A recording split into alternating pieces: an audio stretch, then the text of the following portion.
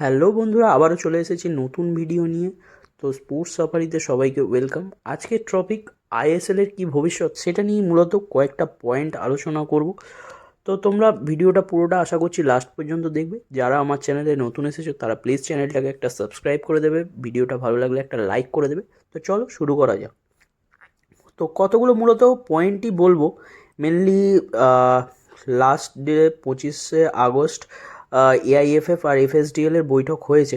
তো সেখান থেকে কিছু জিনিস আলোচনা উঠে এসেছে, যার ফলে এআইএফএফ যে স্টেটমেন্ট দিয়েছে সেটা অনুযায়ী আইএসএল সামনে হতে চলেছে, এটা মোটামুটি নিশ্চিত করে বলা যেতেই পারে। এটা একটা বড় সুখবর যারা ফুটবল প্রেমী আমরা। তো দেখা যাক, আলটিমেটলি নেক্সট 28 তারিখ আছে।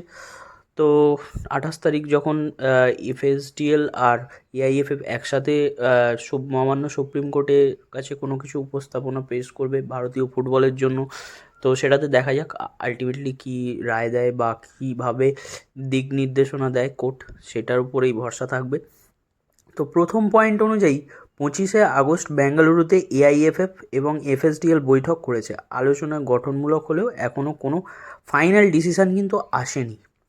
আরেকটা সেকেন্ড পয়েন্ট বলব, 28শে আগস্ট সুপ্রিম কোর্টে এআইএফএফ ও এফএসডিএল একটি যৌথ প্রস্তাব জমা দেবে।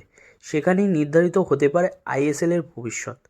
নেক্সট কিছু সূত্র বলছে অক্টোবরের শেষ বা নভেম্বরের থেকেই নতুন মরশুম শুরু হতে পারে।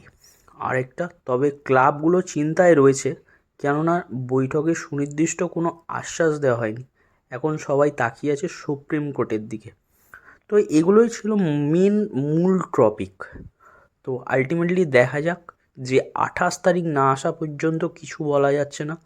তার সাথে সাথে আরেকটা জিনিস বলে রাখবো, যে এইবারের সুপার কাপ কিন্তু আইএসএল শুরু হওয়ার আগেই হয়তো মেবি হতে পারে।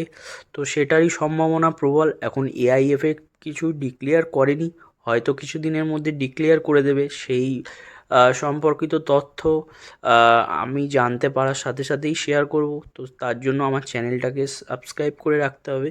তো আজকে মূলত এগুলোই বলার ছিল।